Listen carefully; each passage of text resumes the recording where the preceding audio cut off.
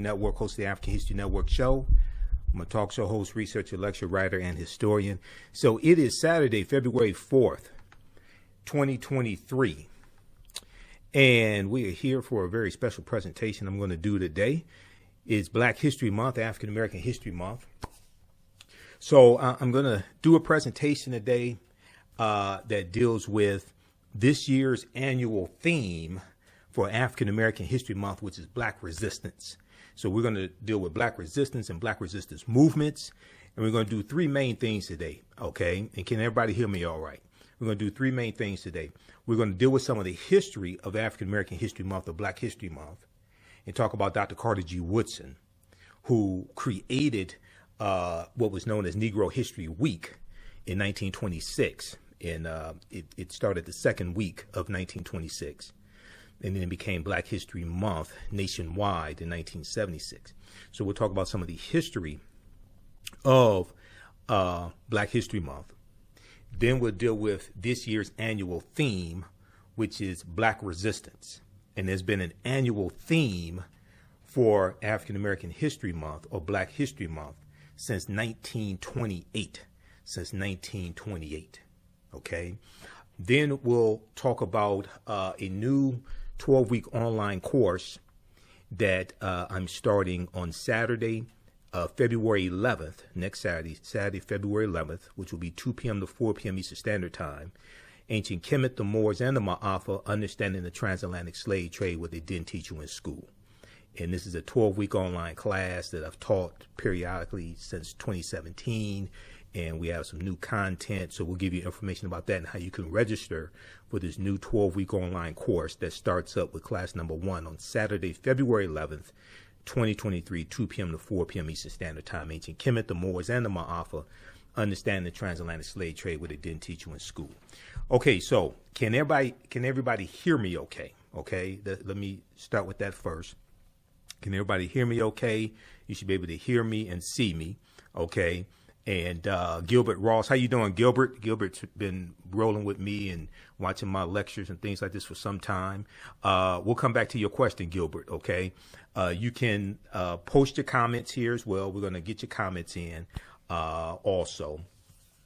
And I'll give you some recommendations on books as well. Now, at our website, theafricanhistorynetwork.com, theafricanhistorynetwork.com, I have a recommended reading list of about 70 books there. And some of these books, about probably 7 of them, we use in my online classes, and the class that starts up next Saturday, Ancient Kemet, the Moors and The Maafa, Understanding the Transatlantic Slave Trade. Okay. All right. So also, I'm going to give you, I was updating my annual article dealing with Black History Month. I'm going to give you that link because it's an extensive article I've written. It's about 7 pages that deals with Black History Month and the origins of it, and some of the myths that people put out about Black History Month as well. All right, so some of you see me on Roland Martin Unfiltered. I was on Roland's show yesterday, okay, and he gave me 12 seconds to promote today's lecture. I took 22 seconds. All right, some of you see me on Faraji Muhammad's show, The Culture. Usually on Mondays on his show on Roland Martin's network. And then many of you familiar with me from the African History Network show that I've been doing. It'll be 13 years doing the African History Network show in March 10th, 2023. It'll be 13 years of me doing the African History Network show, hosting that show that I created. Okay, so I'm a talk show host, researcher, lecturer, writer, and historian. And I want to go, and I started out with Harambe Radio Network in March 10th, 2010. Delani Aman he owned the Harambe Radio Network, and he just passed away a few months ago. So he's an ancestor now. Then I went over to Blog Talk Radio. Akhenaten Thomas said, I've been listening since you were on Blog Talk Radio. Yeah, I was on Blog Talk Radio doing it live. Now we still upload the audio podcast on my various broadcasts. We still upload that to my Blog Talk Radio page, which is The African History Network Show, The African History Network Show. Okay, so you can check that out on Blog Talk Radio. All right, now, okay, let me go to the PowerPoint presentation here. Just a second here. I want to get this up. All right, so you can post your questions and comments here. We'll get to your questions and comments. I want to go to the slideshow, to the slide presentation that I have here, and I have a few different slide presentations I'm going to work between, and I have some articles I'm going to share with you as well. Whenever I have these presentations, whenever I do these presentations, whenever I speak, virtually or in public, especially dealing with African American History Month, I like to show this clip here of Malcolm X. And it's Malcolm X asking the question of who are you? Who are you? Okay. And this helps to set the tone for today's presentation, today's conversation, and for us to understand why our history is so important. Okay. So let me go to this. Let me go to this clip here. Let's see. Okay. Let me go to this clip here of Malcolm X. And this is Malcolm asking the question of who are you? You don't know. Don't tell me Negro. That's not. Oh, let me back it up here. Who are you? You don't know. Don't tell me Negro. That's nothing. What were you before the white man named you a Negro? And where were you? And what did you have? What was yours? What language did you speak then? What was your name? It couldn't have been Smith or Jones or Bunch or Powell. That wasn't your name. They don't have those kind of names where you and I came from. No, what was your name? And why don't you now know what your name was then? Where did it go? Where did you lose it? Who took it? And how did he take it? What tongue did you speak? How did the man take your tongue? Where is your history? How did the man wipe out your history? How did the man, what did the man do to make you as dumb as you are right now? African Americans. African Americans. African Americans. Or so-called Negro. One of the reasons that it is bad for us to continue to just refer to ourselves as so-called Negro, that's negative. When we say so-called Negro, that's pointing out what we aren't, but it isn't telling us what we are. We are African, and we happen to be in America. We're not American. We are people who formerly were Africans who were kidnapped and brought to America.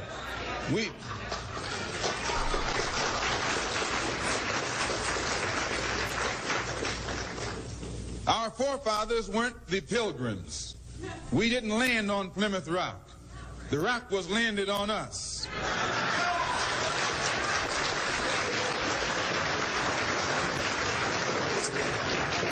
We were brought here against our will. We were not brought here to be made citizens. We were not brought here to enjoy the constitutional gifts that they speak so beautifully about today. And because we weren't brought here to be made citizens today, now that we've become awakened to some degree and we begin to ask for those things which they say are supposedly for Americans, they look upon us with hostility and unfriendliness. So our unwanted presence, the fact that we are unwanted, is becoming magnified in all of America's preachments today. All right.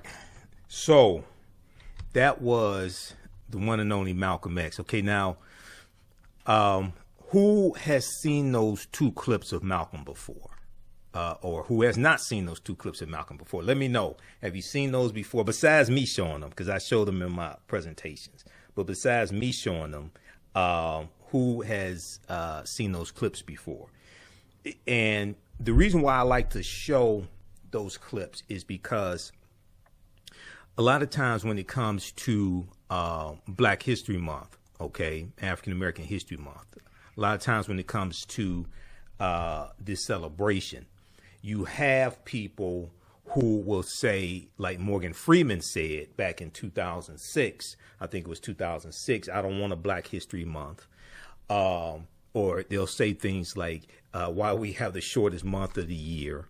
They're just really ignorant things like this. Now, hopefully Morgan Freeman has learned that his comments to Mike Wallace on 60 Minutes were false. Okay, hopefully he's learned that.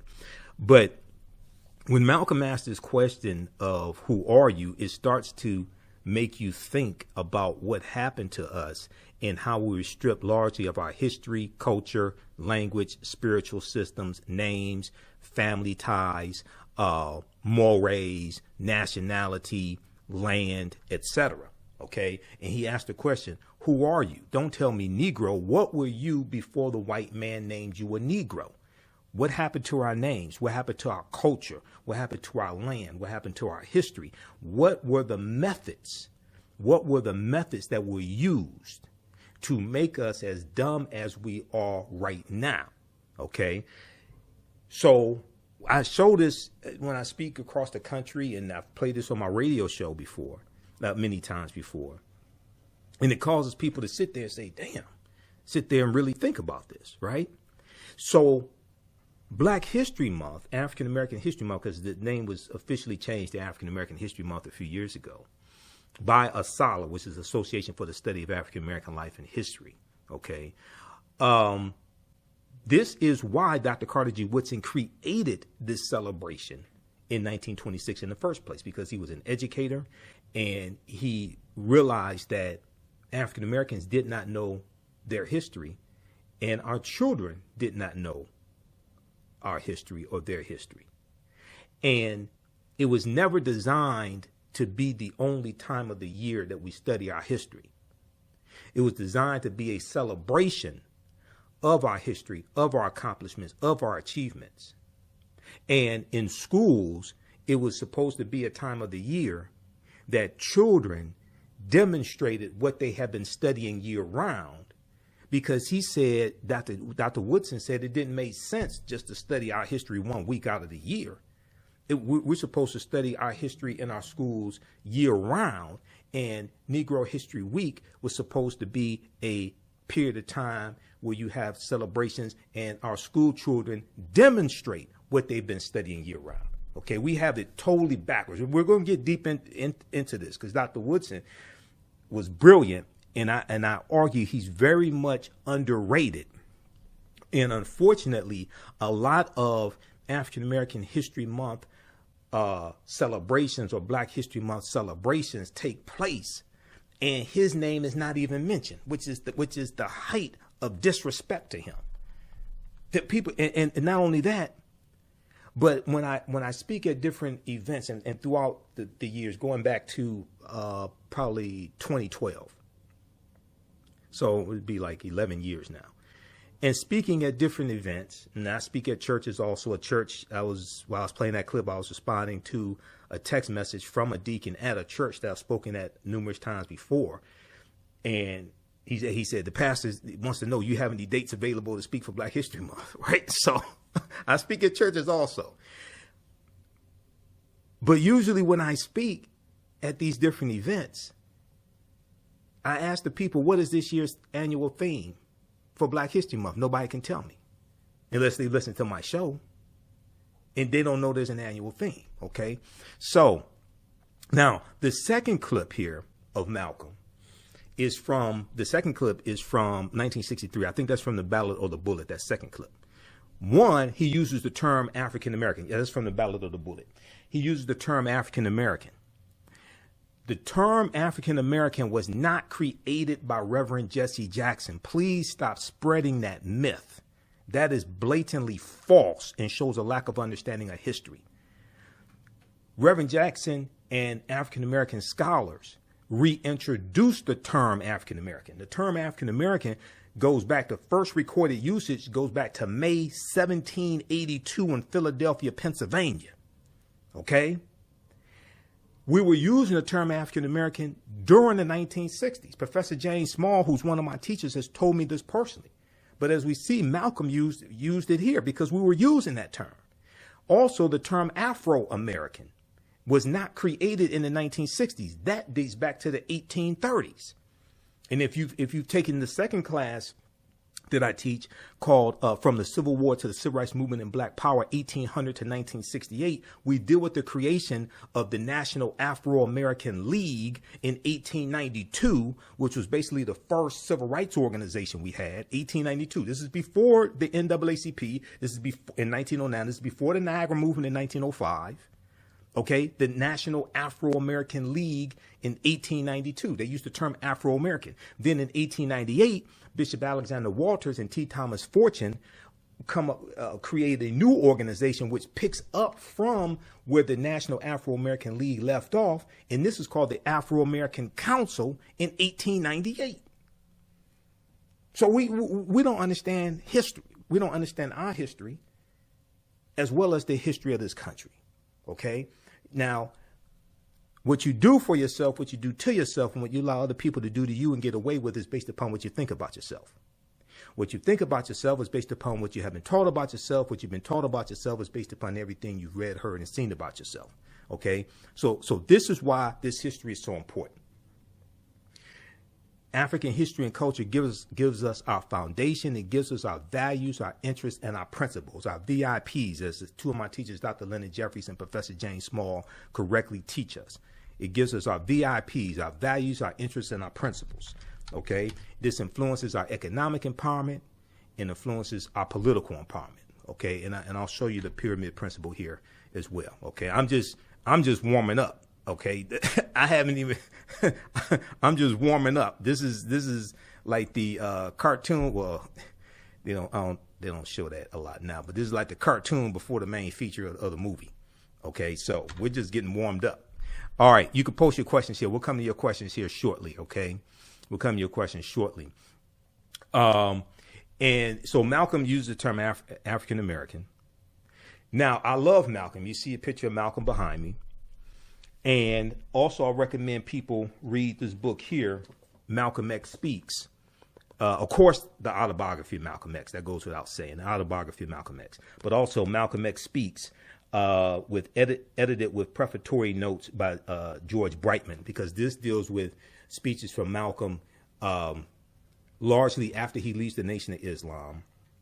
They have Message to the Grassroots in here from 63, Battle of the Bullet as well. And he delivers the Battle of the Bullet March 29th, 1964, 3 days after he meets Dr. King for the first and only time, which was March 26, 1964, at the U.S. Senate debate for the Civil Rights Act. Okay, Malcolm officially separates from the Nation of Islam March 8th, 1964.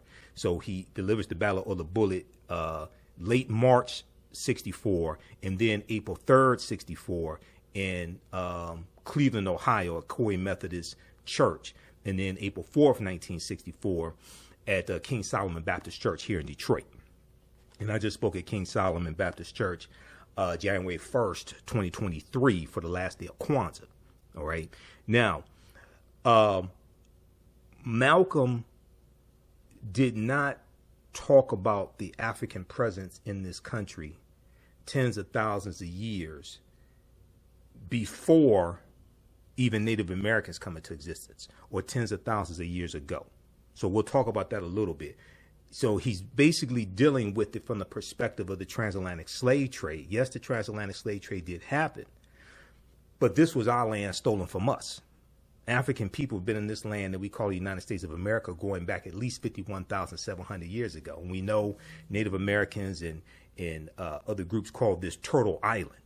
All right, but this was our land stolen from us. So if we go beyond the history of just 500 years and we go back 20,000, 30,000, 40,000 years ago, okay, we're going to see that the only people here at one point in time were African people. Okay, and the oldest remains of Homo sapiens in this land are of the Khoisan, and the Khoisan come from southern Africa. And they're the ancestors to the Ainu and the Twa. They go all around the world, and they were here in this land. Okay, so if you read The First Americans Were Africans, this book right here, The First Americans Were Africans, Documented Evidence, by one of my friends, Dr. David Imhotep, and I've interviewed him probably 13, 14 times. This came out in 2011. His new book, The First Americans Were Africans, Revised and Expanded, came out in late late 2021, about October 2021 or so. This deals with that history. It's a documented history of this. Okay. All right. So let's continue here. Now, anytime I speak, I know I may say some things that are outside the circumference of some people's awareness. Just because you never heard them before, disagree with them, or don't like them does not mean that they're not true. Just means you have to do some research to understand what I'm talking about. Okay. So I usually have people put their fingers together to form a circle. I usually say something like this: the space inside this circle represents my realm of knowledge. Everything that I think I know about whatever I think I know is represented within the circumference of this circle. I must keep in mind that there are still things to know that exist outside the circumference of my own awareness. Now, the reason why I say that is because oftentimes when people hear something that contradicts what they've been taught, what they believe, or what they think they know, a lot of times they automatically reject it without doing any research to determine the validity of the new information that they're learning. And at the same time, they usually don't use that same level of scrutiny to analyze, critique, or reevaluate what it is they believe or what they think they know. So just because you know everything that you know about what you know does not mean you know everything there is to know about what you know. There's still things that exist outside the circumference of your own awareness. All right. So hopefully everybody understands that. And and especially I have to say this when I speak in front of groups that are of different ethnicities, races, things of this nature. Okay, because I'm not going to sit up and argue with people that don't know what they're talking about. Also, that's the other thing. So we need to really understand history and understand what we're talking about. All right. Let me so let's continue here. So when we look at Dr. Carter G. Woodson and the creation of Negro History Week, and I hear, uninformed people saying so many negative things about Black History Month and Dr. Woodson, things of this nature. Okay. So it's important to really understand this history. Dr. Woodson founded Negro History Week in 1926. He explained the reason behind the celebration in a pamphlet widely distributed months before the first celebration was to take place during the second week in February in 1926. And it was taking place in commemoration of Frederick Douglass's and Abraham Lincoln's birthdays. Okay. Frederick Douglass assumed the birth date of February 14th. Douglass didn't know his exact birth date. He didn't know the exact year he was born. So Frederick Douglass assumed the birth date of February 14th, and Abraham Lincoln's birth date is February 12th. All right. So Dr. Woodson chose the second week in February because there were already celebrations going on in the African American community surrounding those two birth dates. Okay. African Americans have been celebrating Frederick Douglass' birthday since Douglass dies in 1895. So starting right around the time Douglass passes away or the next year, we have celebrations on or around Frederick Douglass's birthday. Then also you have those taking place on or around Abraham Lincoln's birthday. These are taking place already in the African American community. So because you have these celebrations already taking place, Woodson chose the second week of February to have the celebration and ride that momentum. You already have people coming together, things like this. So we can also deal with African American history at the same time. He didn't choose it because it's the shortest month of the year. Has nothing to do with that. He didn't ask permission from white people if we could have a Negro History Week, which becomes Black History Month. We didn't get permission from white people to do this. This is something that we created, and this comes out of the Association for the Study of Negro Life and History that he co-founded and he was the principal founder, but he co-founded it September 9th, 1915. And this comes out of a whole African American resistance movement. And this is like the academic, intellectual resistance that we're dealing with. Okay.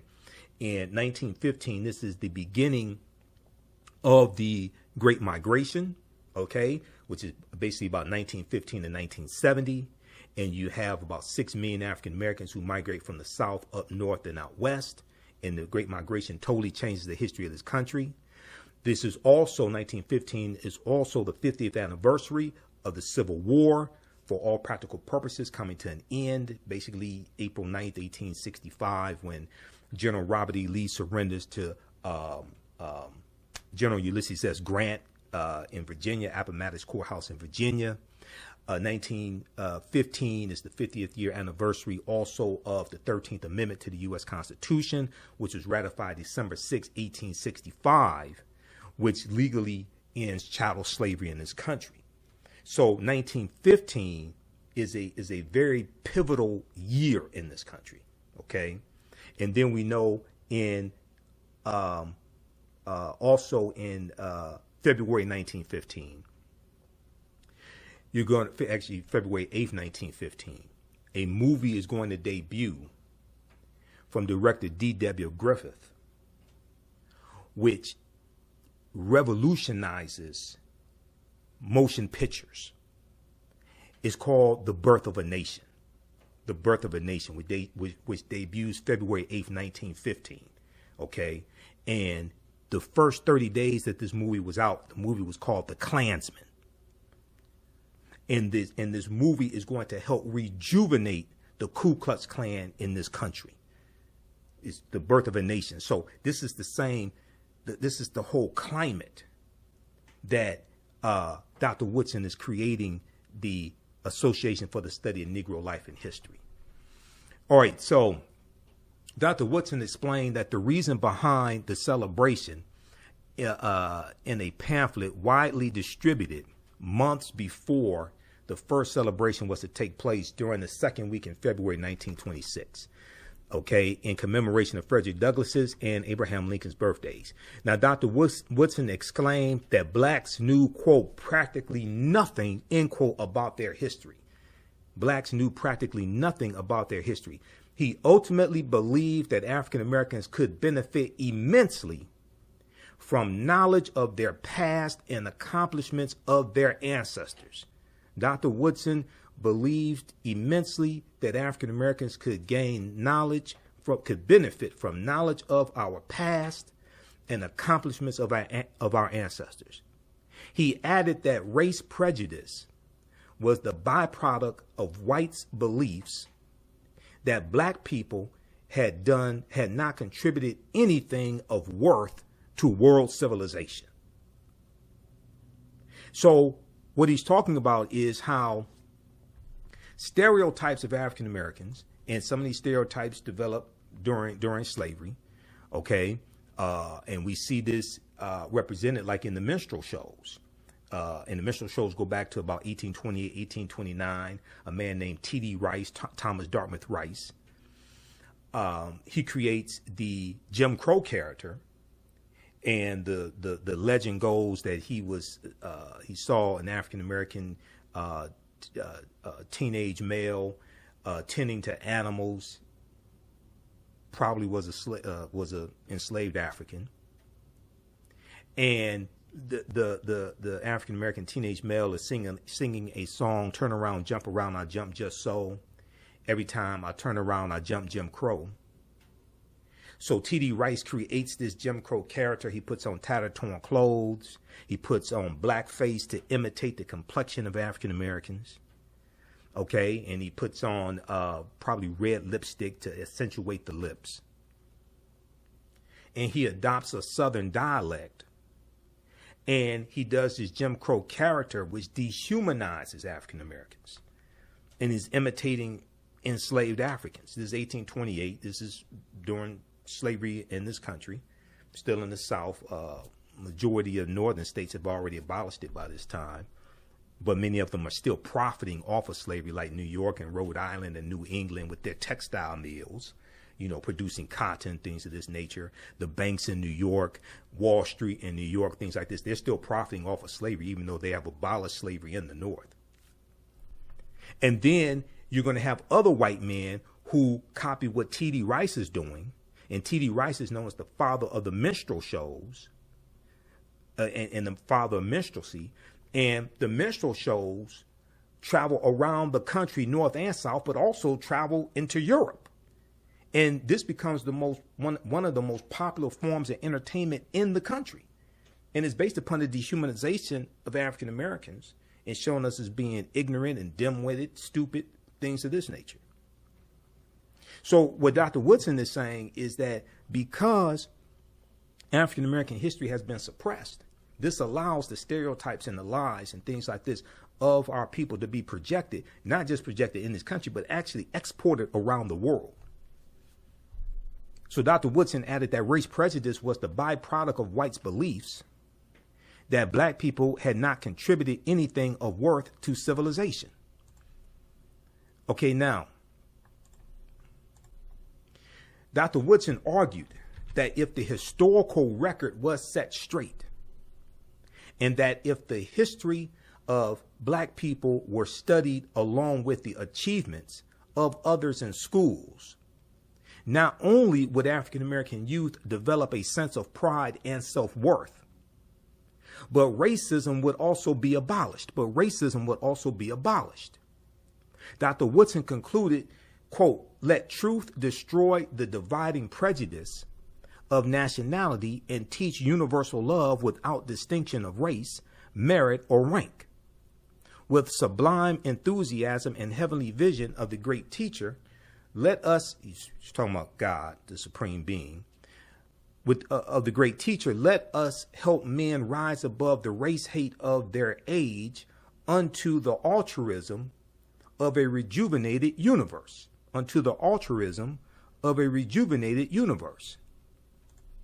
Now, Negro History Week, as it was originally known, was the first major achievement in popularizing black history and was unique in that it focused on African American youth.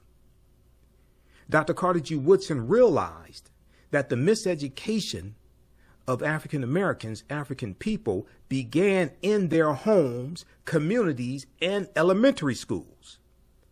Dr. Woodson's vision of Negro History Week was optimistic, strategic, and long-term. He wanted this modest week-long celebration to serve as a stepping stone toward the gradual introduction of black history into the curricula of all levels of the U.S. educational system. And Dr. Woodson felt that the history of African Americans had to be taught in all schools across the country, not just schools where we had a large population or not just schools that we went to, but he felt that everybody, regardless of race, ethnicity, needed to understand African American history.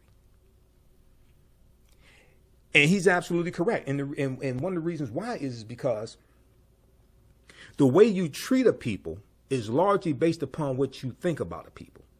What you think about a people is largely based upon what you know about a people. What you know about a people is largely based upon what you've read, heard, and seen about a people. So if you have negative stereotypical images of African Americans that are projected, and African American history is not taught in a lot of schools across the country, or if it is taught, is very shallow, very watered down, and it centers around slavery and the civil rights movement. It doesn't focus on the accomplishments and achievements of African Americans. It doesn't deal with civilizations that African people ruled prior to slavery beginning, whether we talk about Ghana, Songhai, Mali, whether we talk about Great Zimbabwe, whether we talk about in Southern Africa, whether we're talking about Nubia, Ta-Nehisi, Ancient Kemet, Abyssinia, any of these various civilizations. We talk about Axum, whether we deal with Carthage, Hannibal Barca and the Carthaginians, if you're framing our history based upon being conquered by Europeans and in shackles and chains and brought to this country. This is one of the problems I have with the 1619 project. Even though there are some good things in there, my argument is even the history of this country does not start with the enslavement of African people. So why are you starting out with the enslavement of African people in this country? African people have been in this country going back tens of thousands of years ago. Yes, 1619 happened. Yes, it's important to understand. But let's start at the beginning. Let's deal with the fact that this was our land stolen from us. And once we get that foundation in place, then it will cause us to have a seismic shift in our thoughts, feelings, actions, and behaviors. Your thoughts create feelings, your actions, your thoughts create feelings. Your thoughts create feelings, your feelings create actions and behaviors, your actions and behaviors create results.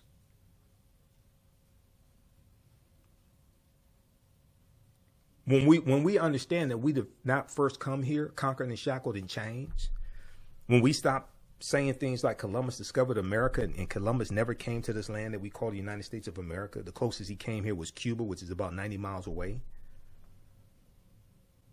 This landmass that we call the United States of America, or what Native Americans call Turtle Island, Christopher Columbus never even set foot on this landmass. When we start dispelling all these myths, we can get to the truth. All right, I see you all posting comments. Go ahead and keep posting your comments. We'll come to them in just a second, okay?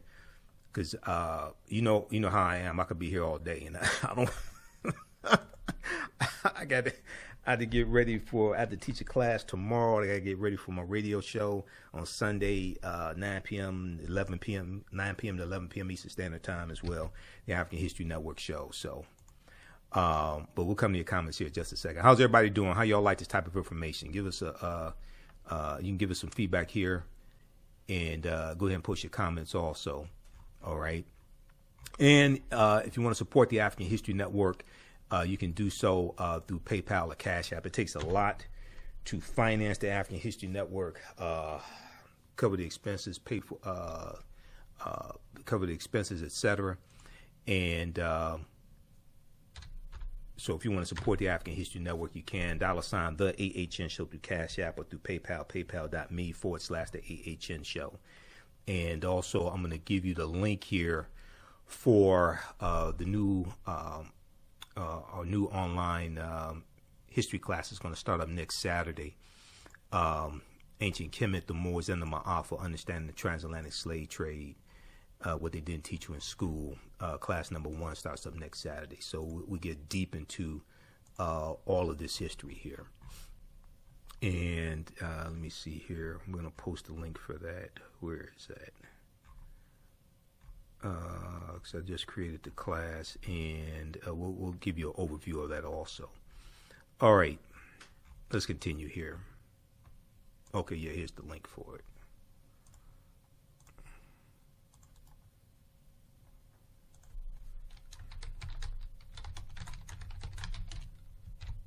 Okay. And that course is on sale $80, regularly $130. I just posted a link here for it. Okay, Dr. Woodson hoped that Negro History Week would evolve into Negro History Year. Dr. Woodson hoped that Negro History Week would evolve into Negro History Year, as he affirmed from time to time. He never meant it for it to be the only time of the year that we study our history. He never meant it to be the only time of the year that we study our history. I repeat, Dr. Woodson never meant for Negro History Week or the month of February to be the only time of the year that we study our history. So when I hear people say things like, you can't relegate our history to 1 month, or why we have the coldest month of the year, the shortest month of the year, that we don't understand the history of Black History Month. Okay, let's continue. And I'll give you the link so you can read the extensive article that I've written on this as well. Okay, Damu said history is on point. If criticism of the 1619 project is a bit flawed in logic, it's okay for a scholar to focus on one part of history, especially to demonstrate its origin of the modern day prison industrial complex. Okay, that's part of the fallacy. Go watch the 2-hour interview that I did with Dr. Daryl Scott, who was a former history professor at Howard University. Now he's at where's Daryl at? He's at is it Morgan State now? That's part of the flawed history. The modern the industrial prison complex is not related to slavery. That's part of that's part of the flawed history. The reason why it's a flawed understanding of history is because the 13th Amendment is based upon the Northwest Ordinance of 1787. How many of y'all have heard of the Northwest Ordinance of 1787? Basically the exact language of the 13th Amendment already applied to white people. It already applied to white men. That's go research the Northwest Ordinance of 1787. And what they're doing is they're giving the same rights that white people had. They're giving those to African Americans.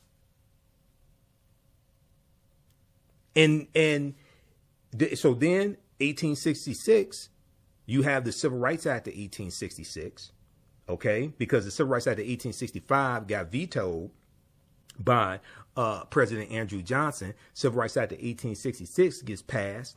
They overruled Johnson's veto. Okay, this is after Lincoln was assassinated. Okay, then you're going to have the 14th Amendment of 1868. You're going to have the Voting Rights Act. You're going to have the 15th Amendment of 1870. And what they're doing is giving to African Americans who were put into a status of chattel. They're giving to them the same rights that white people already had. See, so I hear people keep putting forth this myth.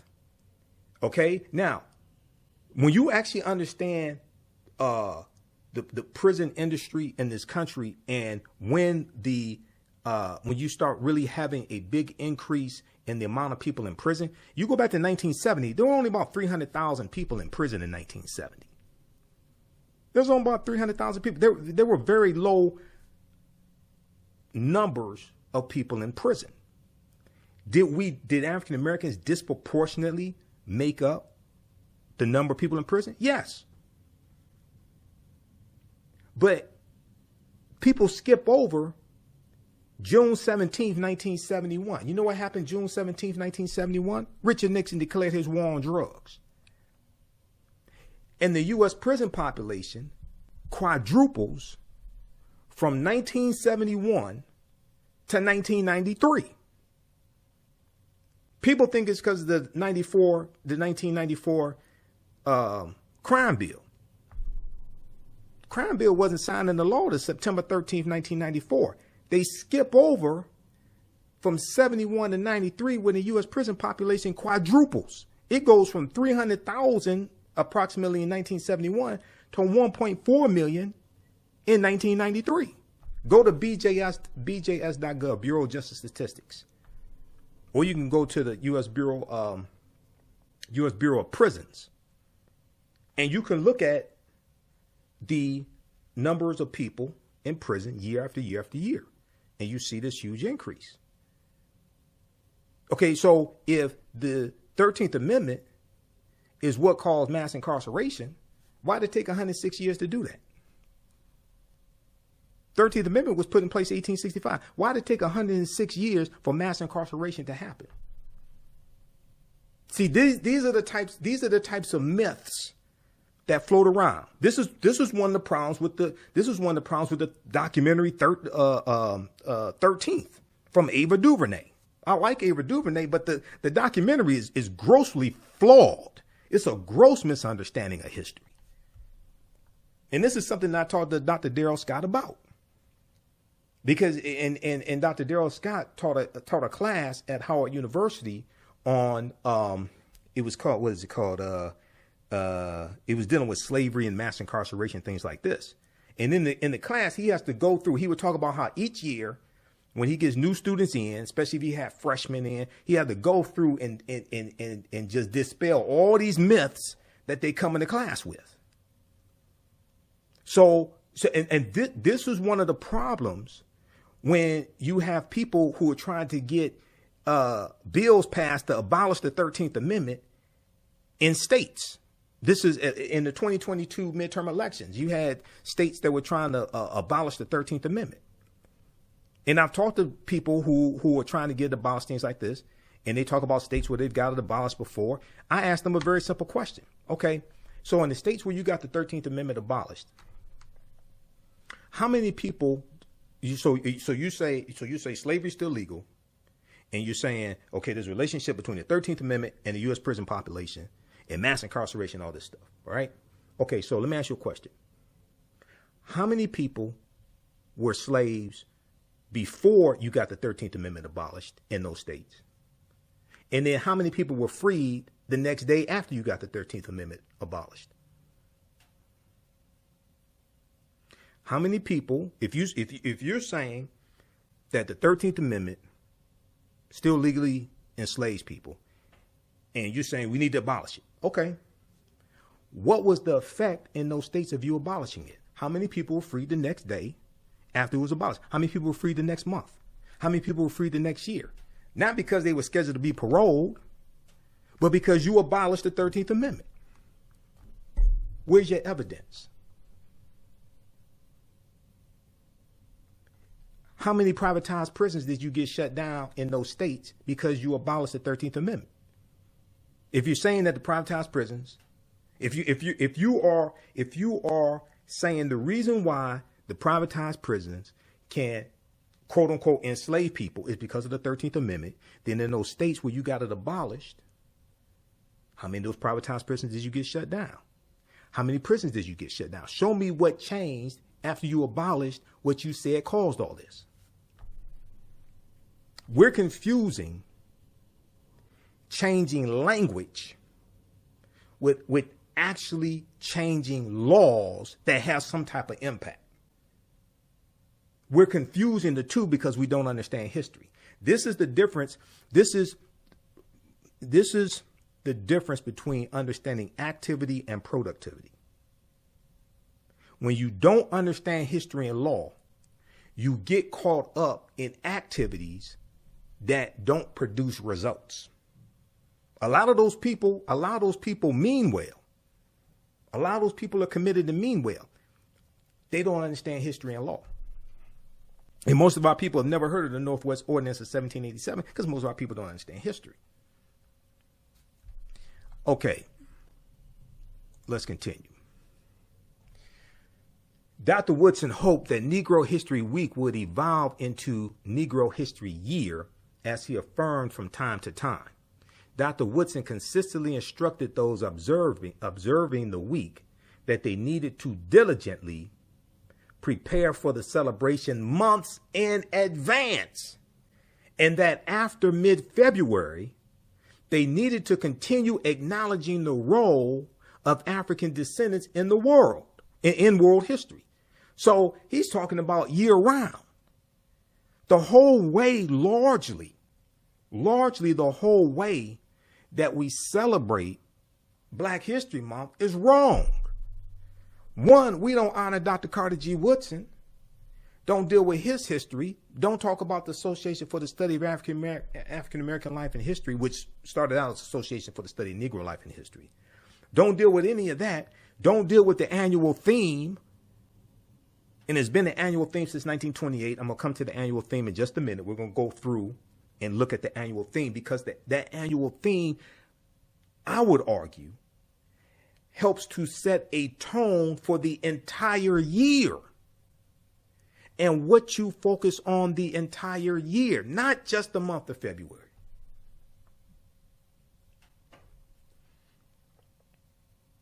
Negro History Week should be a demonstration of what has been done in the study of the Negro during the year, and at the same time, a demonstration of greater things to be accomplished. This is what Dr. Woodson instructed teachers. He said, quote, a subject which receives attention 1 week out of the 36 will not mean much to anyone. Because when you research him and Dr. Pero Dagbovie, Michigan State University history professor in the history department. I met Dagbovie. I bought his book, Carter G. Woodson in Washington, D.C., The Father of Black History. Read that book. Because our whole understanding largely of this is backwards. And Woodson was saying, look, you have to teach this history to our children year round and other children year round. He said that 1 week out of the year, second week in February, that should be a period of time when the children are demonstrating what they've been studying year round.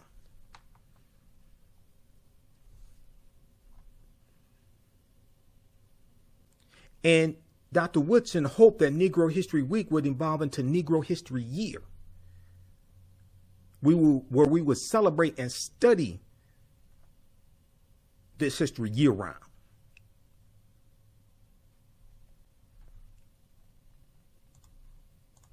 Now, I talked about the pyramid principle. When two of my teachers teach, Dr. Leonard Jeffries and Professor James Small,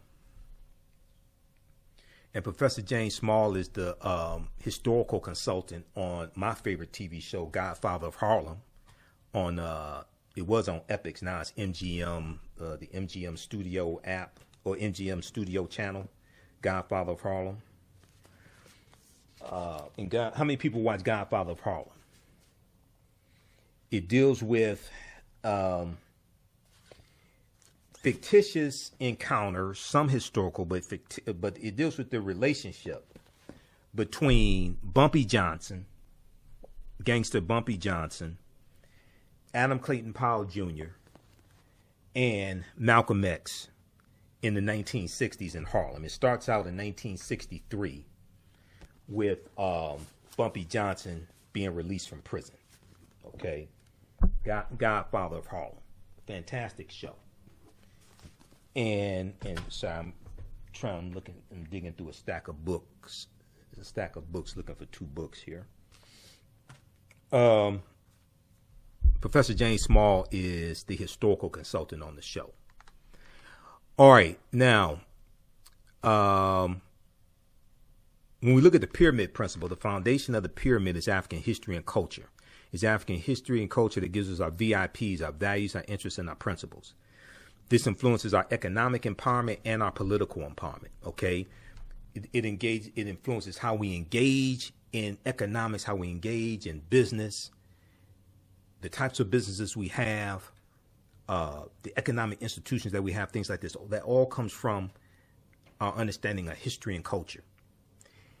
It's African history and culture that gives us our self-esteem, our self-development, our self-worth. This also influences our political empowerment and how we engage in politics and understanding political structures. Politics is more than just voting. Voting is very important, okay? Because the policies that we want to get put in place, somebody has to write that legislation and vote on that legislation, okay? So voting is extremely important. But politics is the legal distribution of scarce wealth, power, and resources, and the writing of laws, statutes, ordinances, amendments, and treaties, their adoption, interpretation, and enforcement. This is what politics is. Voting is one part of politics, is a very important part of politics. But politics is the legal distribution of scarce wealth, power, and resources, and the writing of laws, statutes, ordinances, amendments, and treaties, their adoption, interpretation, and enforcement. Your understanding of politics and laws and policies, things of this nature, is directly related to your understanding of history, because they all intersect. They're all intertwined. So if you don't understand history, you're not going to understand politics. You're not going to understand the laws that come about because of historical events, historical conditions, etc. And laws and policies shape conditions. Out of those conditions, you have movements that take place. And the movements take place to address the conditions that were created by the laws and policies, and they work to get new laws and policies put in place to change conditions. So you have a cycle, and you have the connection between historical events, conditions, laws, and policies. Okay, so we have to understand all of that to understand how this works together, for us to understand how to force an agenda. One, how to put together an agenda, because your agenda consists of various laws and policies you want put in place. You have to understand history and law to be able to put together an agenda, and then we have to leverage our economics to enforce our political agenda as well. So we have to understand that process. Unfortunately, many of us don't understand that. Okay, now let's look at this year's theme for Black History Month, African American History Month. I'll come to your comments here in just a second. Okay, I want to get through this because I have a lot of information to get through, and I want to kind of like stay on time. I don't want to go too far over time because I have a lot of information to get through. Also, I forgot to tell you what we're going to do. What I decided to do in putting all this together, I always have more information than time. So what I've decided to do is I'm going to make we're going to do a presentation dealing with this year's theme of African American History Month. We're going to do a presentation each Saturday in February. So the other presentations should be probably 12 noon on Saturday. So you'll get a notification from me about that. Also, sign up for my email newsletter.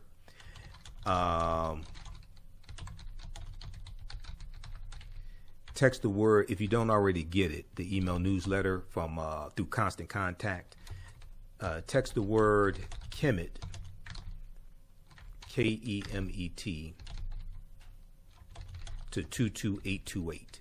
Okay, text the word Kemet to Kemet, Kemet, to 22828 to sign up for our email newsletter. Okay, so this is going to be the first of let's see how many Saturdays we have in 1, 2, 3, 4. Yeah, it's going to be the first of 4 presentations I'm going to do this month dealing with African American History Month, this year's theme, which is Black Resistance. So we're going to look at Black Resistance movements for the next 4 Saturdays. Okay.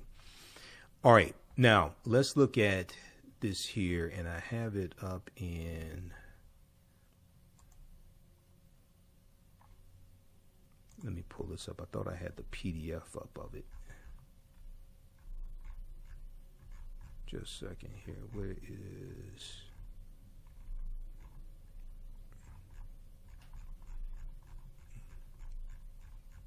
Okay, let me pull this up. I've got, okay, right here.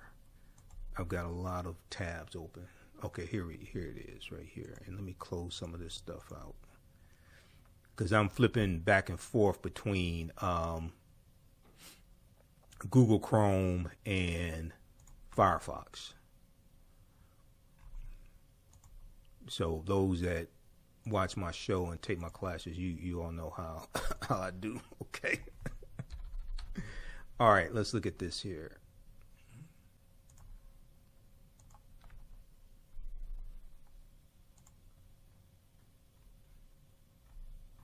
Where are we? It's going to be... Okay, right here.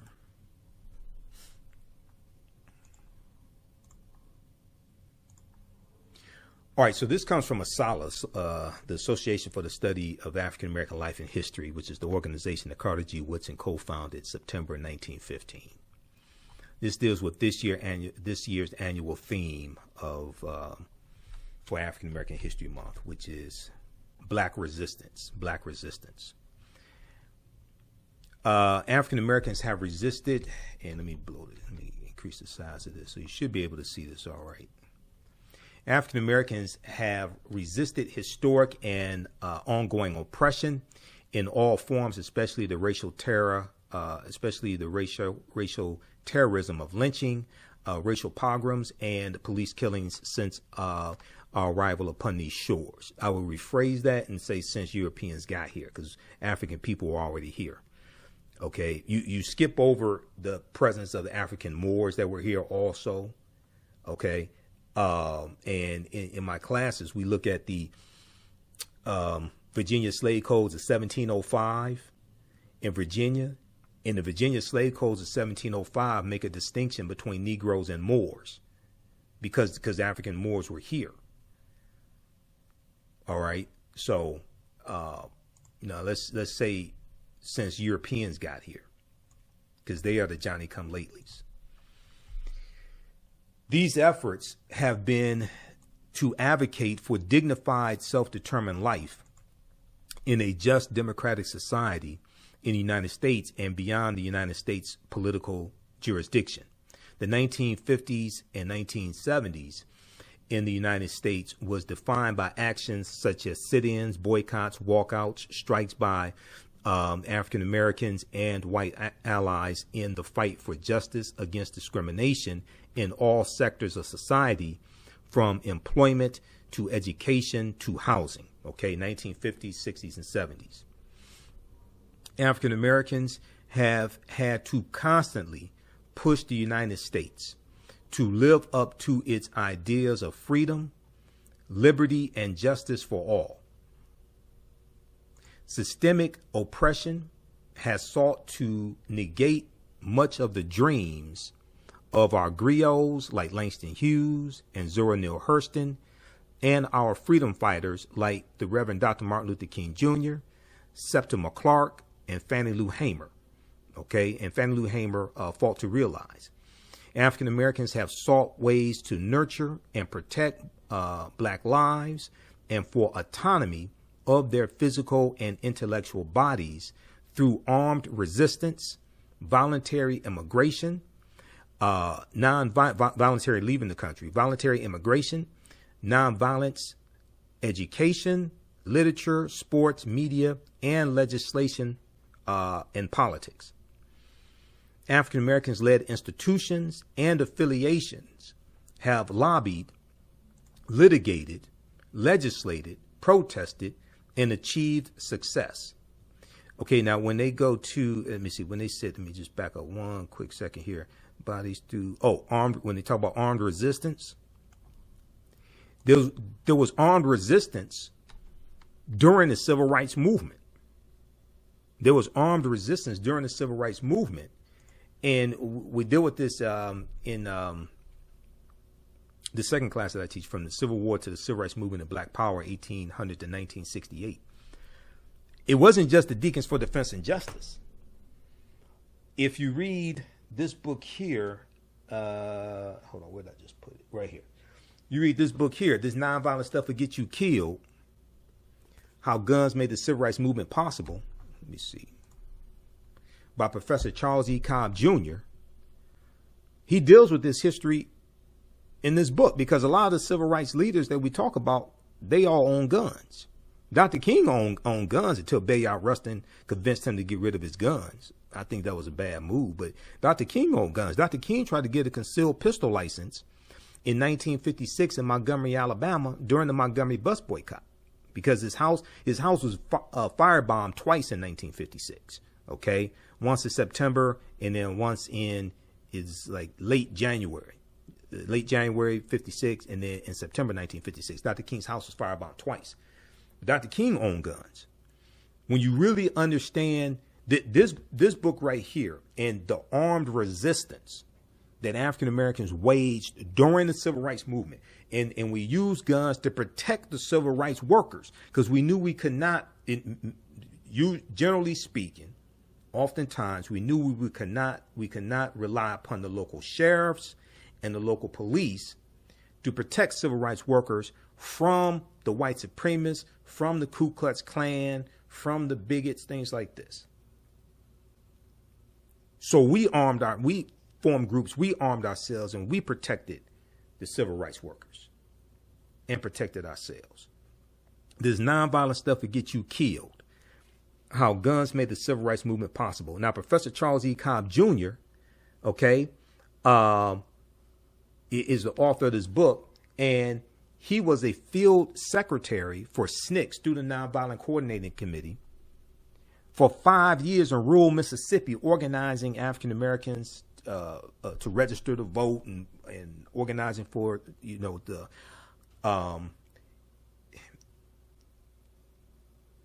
to say for the right to vote is not technically accurate, because the 15th Amendment guaranteed the right to vote for African American men, and then the 19th Amendment of 1920 guaranteed it for women. But in the southern states, they passed laws and rewrote their state constitutions to impose poll taxes and literacy tests to be obstacles to the 15th Amendment.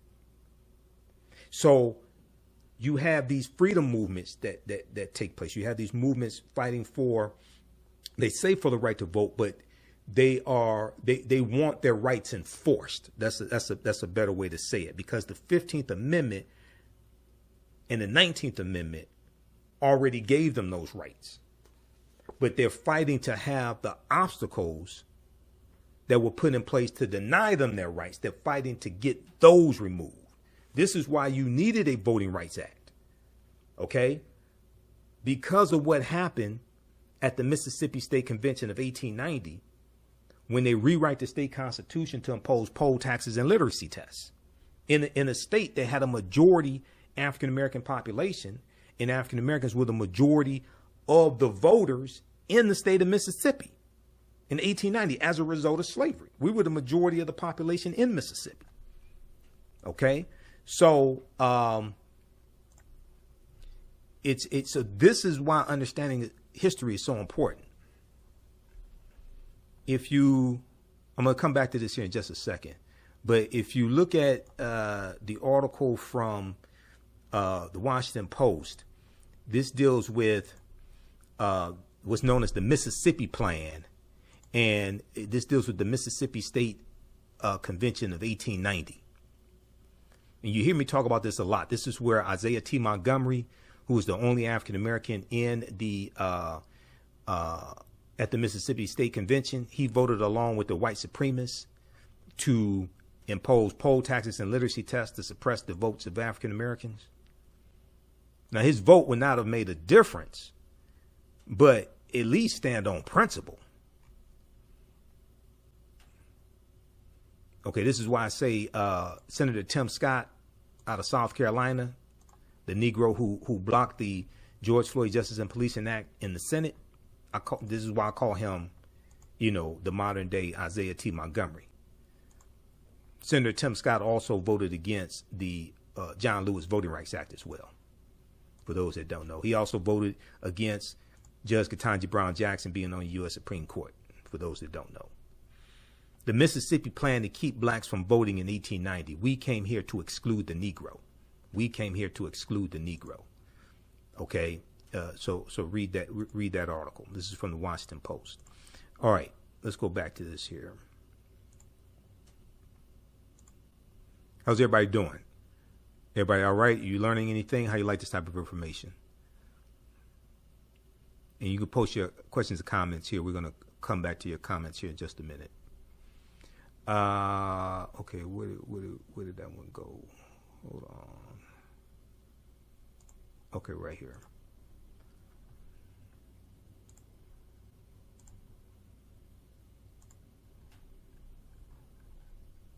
Okay, no, that's the wrong one. I want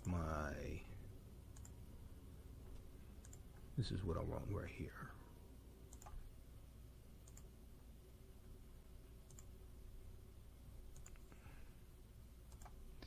Okay, and if you like this type of information, you definitely want to register for my online class that starts up Saturday, February 11th.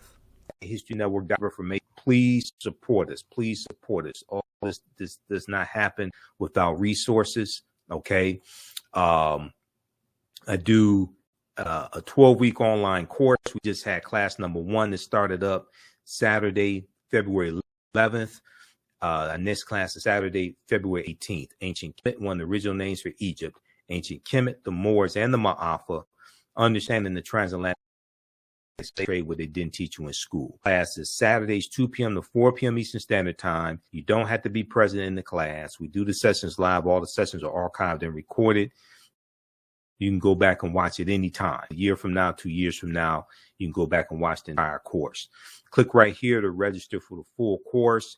And here's the flyer for it. Did a fantastic class. As soon as you register, you class number 1.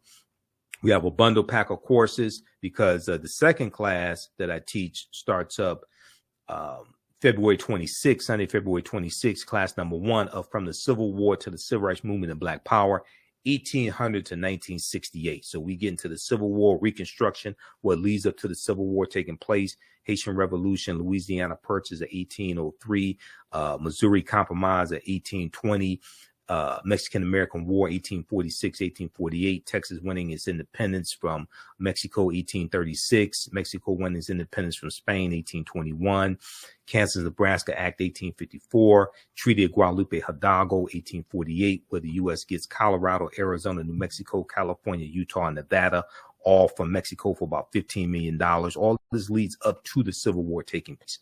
Now, I do on Saturdays, 12 noon to 1:30 p.m., I do a free Black History Month lecture for the month of February. If you missed the previous free lectures, we have them archived here. You can click on them, register for them, and watch them. Okay. And the Saturday, February 18th, 12 noon to 1:30 p.m., dealing with Black resistance movements. Black resistance movements. Now, Black resistance is the 2023 annual theme for African American History Month. There's been an annual theme for African American History Month dating back to 1928. Okay, created by Dr. Carter G. Woodson, who co-founded the Association for the Study of Negro Life and History, September 9th, 1915 in Chicago. So most of us don't understand the history of Black History Month to understand how to properly utilize it. Okay, we're not getting the full benefit of it because we don't understand the history and don't know that there's an annual theme for it, which gives you the context to have your celebration and give you topics to discuss and do presentations on, etc., in your celebration. All right. So most people don't know any of this. Okay. So we have the information at our website, theafricanhistorynetwork.com. And I posted the link there. So please support us. And we have the information here in the thread of the broadcast. And I'm going to post a link here. You can register right here for the 12-week online course. How'd you all like this type of information? Give us a thumbs up. Give us a heart. Give us a like on this broadcast. Please support the African History Network. Please support the African History Network. Definitely needs your support. It takes a lot of finances to do this. Register for my online classes that I teach. We have a class number 2 of Ancient Kemet, the Moors and The Maafa, understanding the transatlantic slave trade, what they didn't teach you in school. Class number 2 starts it's Saturday, February 18th, 2023. So we do the sessions live. All the sessions are archived and recorded. You can go back and watch it anytime. If you miss class number 1, that's not a problem. It's archived. You can go back and watch it. And let me post this information here. We have the information right on the homepage of our website, which is theafricanhistorynetwork.com. Let me go back to this here.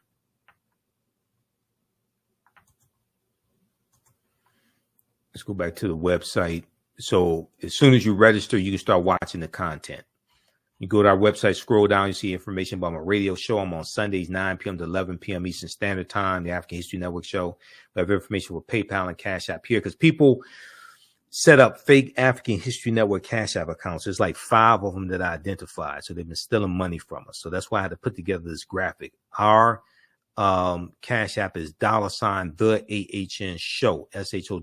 That's our Cash App tag. And when you go to it, it'll say Michael, and it'll probably show my picture there. People set up these fake African History Network Cash App accounts that have been stealing money from us. I contacted Cash App a number of times. They opened up an investigation that's slow as hell dealing with this stuff. Okay. So I got to follow with them again. We have the free lectures Saturday, February 18th, 12 noon to 1:30 p.m. And then also register for my 12-week online course. Class number 2 starts Saturday, February 18th, 2 p.m. to 4 p.m. Eastern Standard Time. It's on sale $80, regularly $130. Ancient Kemet, the Moors, and the Maafa, understanding the transatlantic slave trade. Okay. And we deal with thousands of years of history, what leads up to the transatlantic slave trade taking place. We deal with the 800-year occupation of Europe by the Africans known as the Moors. We have a bundle pack where you get both classes for $120. You get the first class and the second class that I teach from the Civil War to the Civil Rights Movement and Black Power, 1800 to 1968. Also, when you register for Understand the Transatlantic Slave Trade, there'll be there are 5 bonus lectures of mine that you'll get also. 5 bonus lectures of mine that you'll get also. They'll be in the video library. Okay. All right. So I'm going to post the link here. This takes you to the website for the class number. What is this? Class number 2. Let's see. And actually, let's see. We have class number 2. Okay, let me post this here, and we'll put the link for the website also.